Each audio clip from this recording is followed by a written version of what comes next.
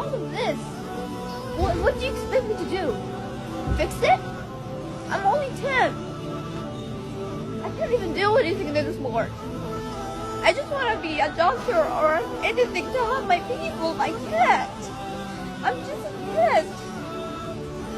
I don't even know what to do. I get scared, but not really that much. I do anything for my people, but I don't know what to do. I'm just 10. I'm just 10. All of this, when I see it, I just literally cry every day, saying to myself, why do we deserve this? What did we do to this? My family said they just hate us. They just don't like us because we are Muslims. Why does Muslims act for you like that?